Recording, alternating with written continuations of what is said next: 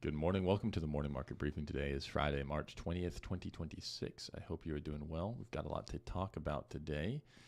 But first, I want to just quick reminder about the Jacobs Ladder Group.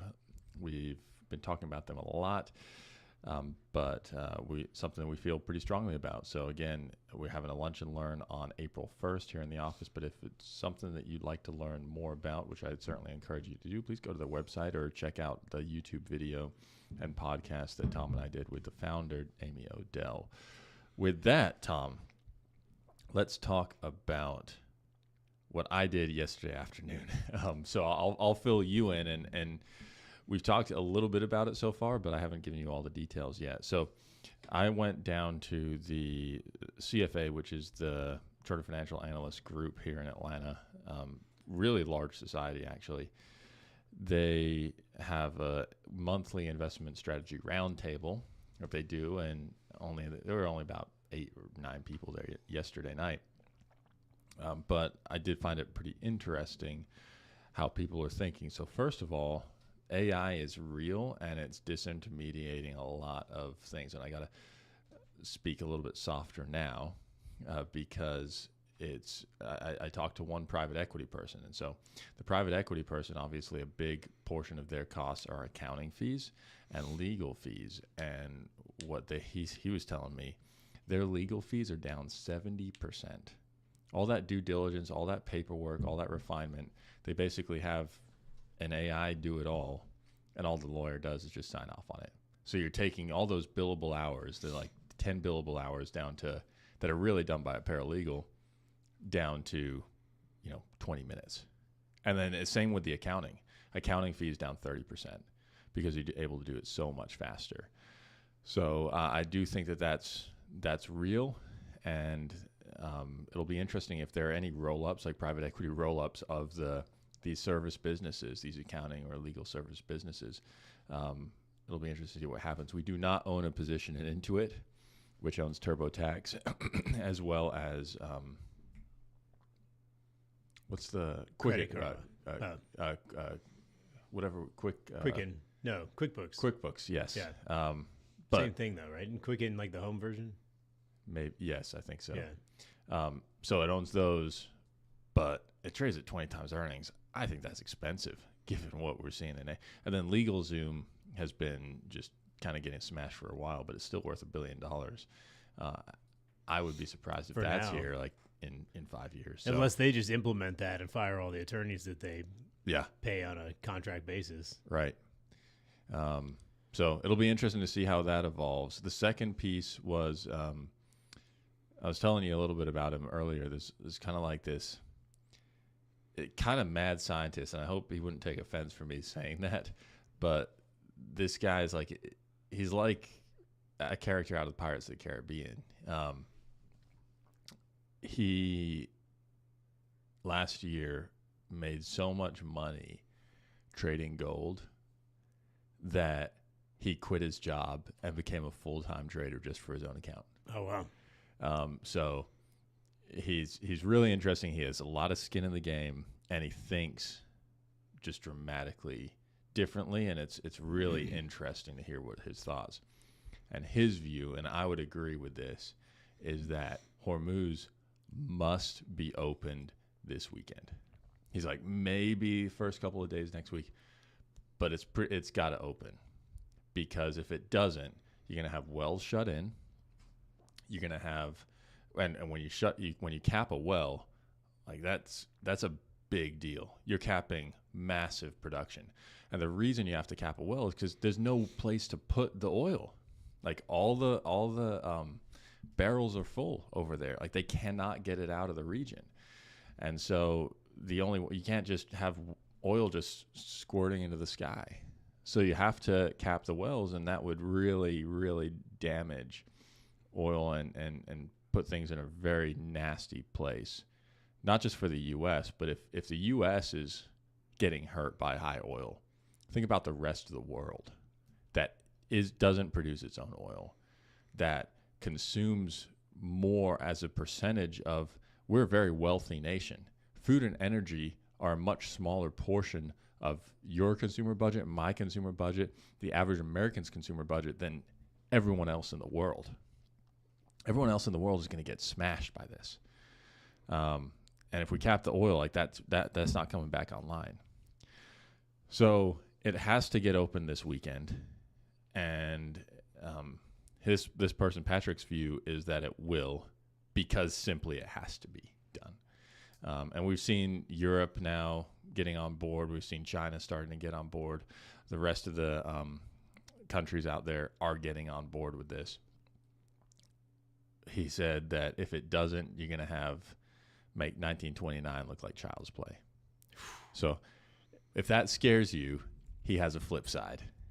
He says, if we do open this and are successful in this, you're going to have the biggest economic boom of our lifetime. You're going to have $40 a barrel oil as far as the eye can see. All that oil that's just shut up there is just going to just start flowing to the whole world. You got the Venezuelan oil that's coming online. You've got, the world is going to be flooded with cheap energy that fuels a manufacturing and production boom, the likes of which we've never seen before. And he said that his view is that this would just put the U.S. dominance on a world stage, cement that for another 250 years. Man. We need that scenario. My follow-up question is... He says that deficits would be gone basically for the U.S. because we're not... Our costs would be so low. We basically issued stable coin to the rest of the world, which are like Chuck E. Cheese tokens for us, but really valuable for them. He painted a picture that was just marvelous. Man, need that. My question is, does anyone have eyes on Greta Thunberg? Because if anybody's ready to have expensive oil and to rain on everybody's parade, she's probably riding a mine with a little motor as fast as she can to the Strait of Hormuz, because nobody hates cheap oil and productivity like Greta. That's and true. People forget middle name Tintin. That's a real thing. I do forget that. Her middle name is Tintin. So that's my only thought is, if somebody's got to get her, let's see if we can get her, busy for the next couple weeks. I don't disagree.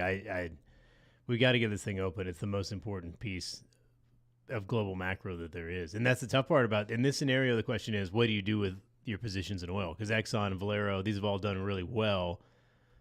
If oil prices skyrocket, they will continue to do well. And they might be the only thing that does do well. But if the positive scenario comes out, you want to be selling here. You either you simultaneously want to be overweight and underweight oil. And that's tough. So the question is, do you just take that and put that in cash and see what happens? I'm not quite sure what to do with oil at this point. I think the weight of the world is on Hormuz right now, and I think that's meaningful. UK, France, Germany are all on board now after having not been on board. China, I think, is on board. The Saudis are on board. Israel, obviously, the U.S.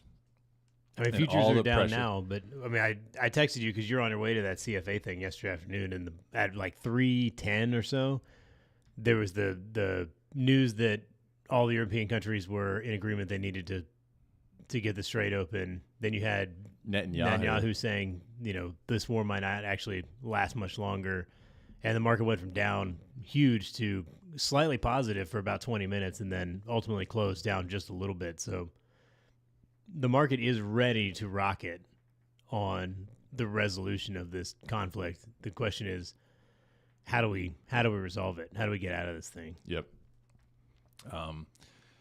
We did get a piece of news yesterday that kind of got lost in all of the Iran news, and that's bank deregulation. This is something that's been talked about for a while. The previous guy, Michael Barr, was just absolutely terrible. I remember listening to that open. I've talked about this before. Last year, they had an open meeting, and the guy didn't even show up. It's literally a bank supervision meeting. His staff showed up. They presented all the arguments of why there should be some more moderation in the regulation. He was just like, no, I'm not going to show up. And it was really a bad look. Michelle Bowman took over that job. Michael Barr's just kind of exited stage left. He's just like, oh, it's not my thing anymore.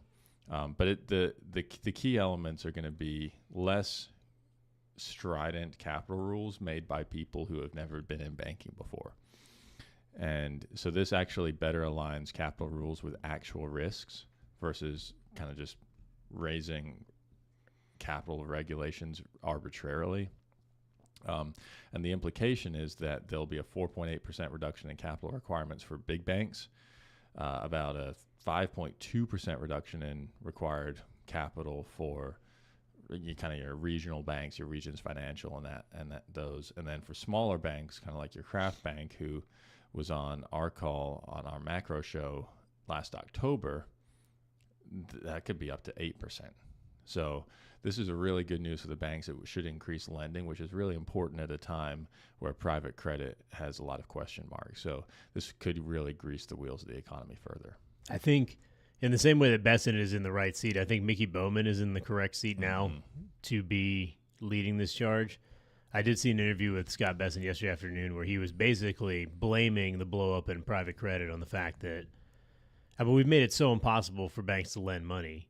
And so people are trying to get economic deals done, get money flowing through the system. And so private credit became a huge market very quickly because it's all literally, they call it shadow banking. It's like, because you don't have a bank involved, you're just lending money, willy-nilly, clearly. But the importance of having a bank is the bank has to underwrite the deal. The bank has to make sure there's appropriate collateral. They have to look at the deal and assign an appropriate return for the amount of risk you're taking in order for that to be a feasible deal for the bank. But if you just make banks have to sit on enormous amounts of money, they can't lend money out, they're tied up in every different way, then people go elsewhere, and then you cease to have the regulation, which is what we're seeing now. Is just you're out in the Wild West, and there's no sheriff. The other thing is, think about a bank versus a private credit fund. People complain about banks having no skin in the game, and management teams having no skin in the game in 2008. But look at banks compared to a private credit fund. Banks actually have to own the loan. They're required of collecting payment on that loan, versus a private credit fund is just a broker. They collect money from investors and they allocate those funds to people who need capital. And the private credit fund just takes a cut. Yeah, you really don't have any fiduciary responsibility.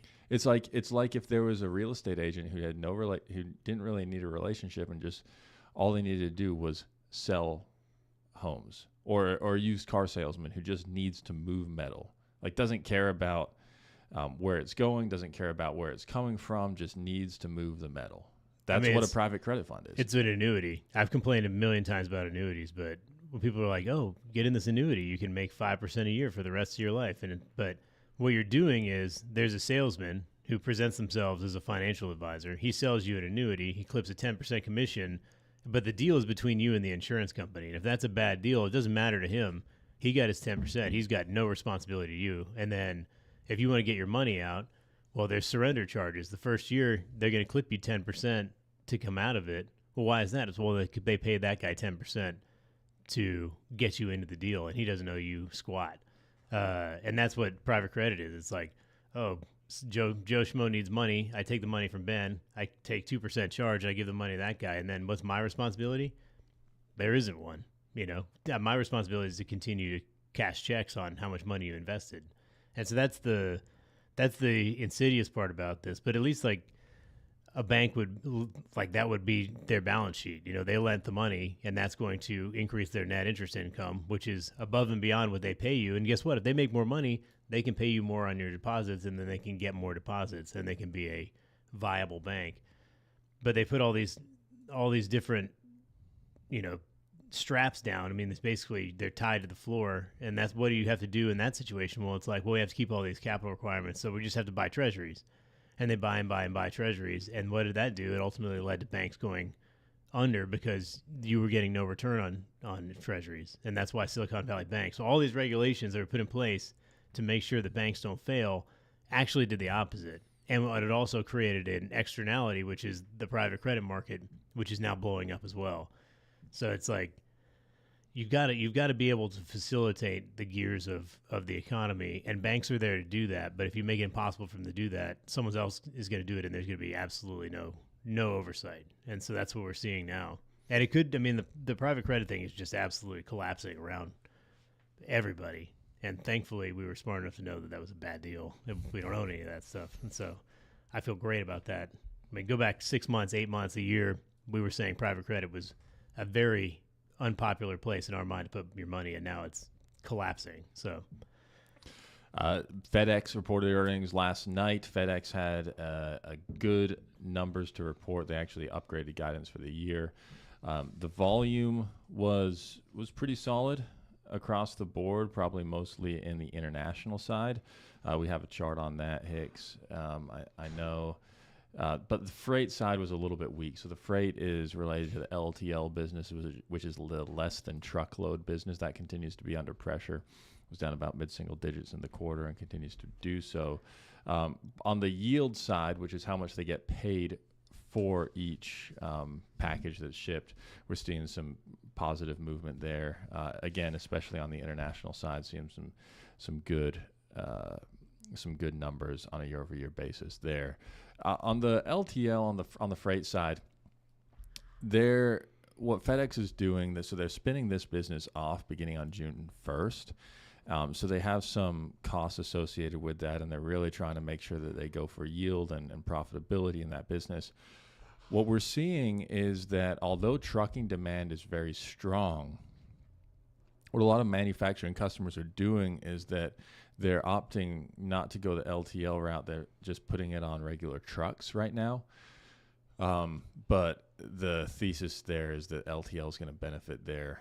That's the second order effect. That's according to people over at FreightWaves. So I do think LTL is going to come through. That's kind of the next leg in this logistics trucking recovery story. So keeping an eye on that one.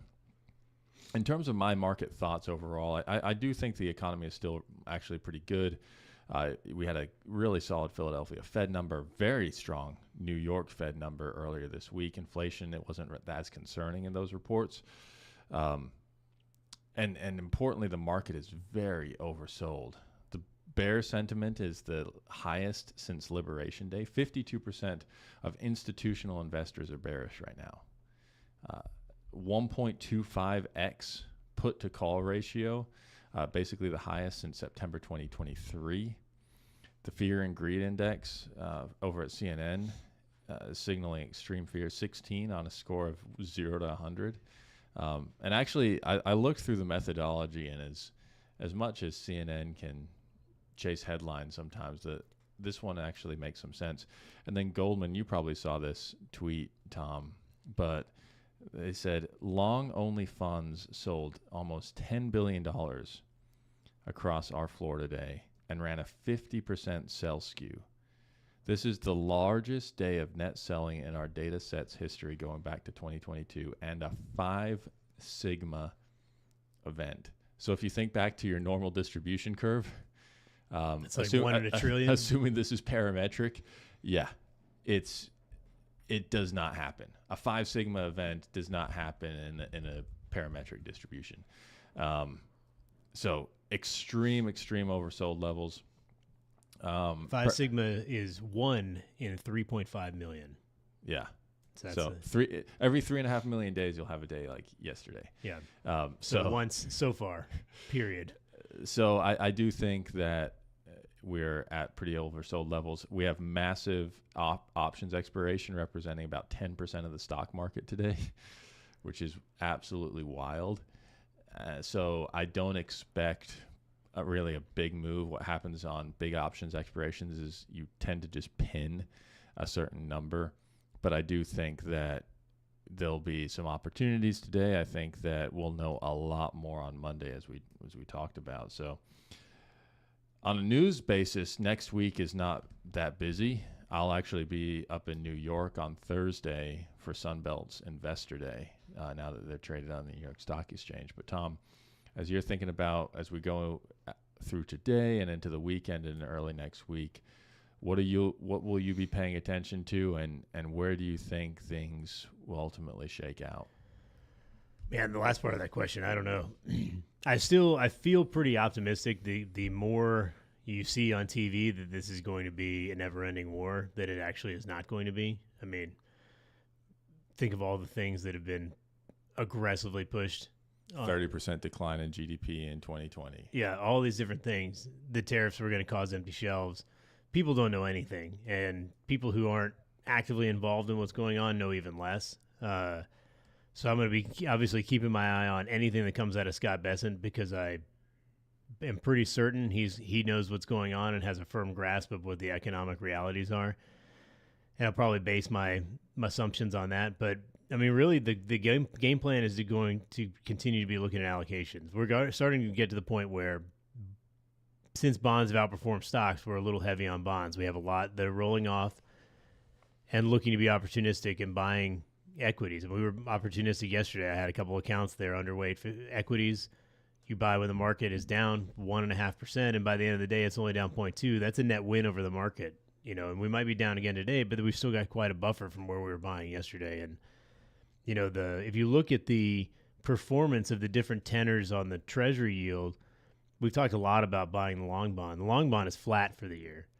The 2-year treasury, talk about 5 sigma events, is up 50 basis points in the last week. I mean, that's a massive move for what's supposed to be one of the least interest rate sensitive places. I mean, if you look at month over month basis, the places on the bond market that have gotten crushed, 2-year, 5-year, 7-year, 10-year, what hasn't underperformed?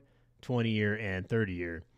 So all this worry that inflation fears are going to send the long end spiraling, well, that doesn't work in a steep yield curve. What we're seeing is an unsteepening, a flattening of the curve. And so what you're seeing is, as the rate cut expectations move out, well, that means that the 2-year is going to reflect where people think the federal funds rate is going to be, and we're cruising towards 4% there, which I think is very oversold. But you're not getting punished by owning long bonds, which is what people thought was going to happen. What actually happened is you're getting punished by owning 2-year treasuries, which we've been saying are not cheap for a long time. And now, hey, listen, if we got bonds rolling off, buying a little 2-year, locking in at 4%-ish for 2 years, that's nice on a AAA security.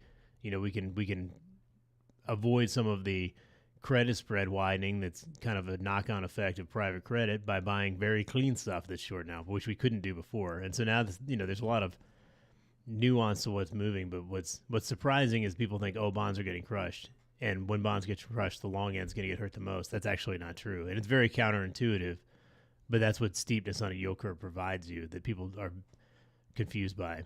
And I'm sure everyone is sleeping now or has turned off the podcast. But the bond market is dark and mysterious. And you've got to be on it or you're going to get popped. And I think this is a very good example of that. It's exciting. And it's exciting because there's opportunity. And I'm excited to get back to the desk and start, again, continuing to edit and revise portfolios accordingly. So we're here. If you have any questions, let us know. Otherwise, we're going to be at it today, and then hope you guys have a great weekend, and we'll see you on Monday. Thanks. Bye.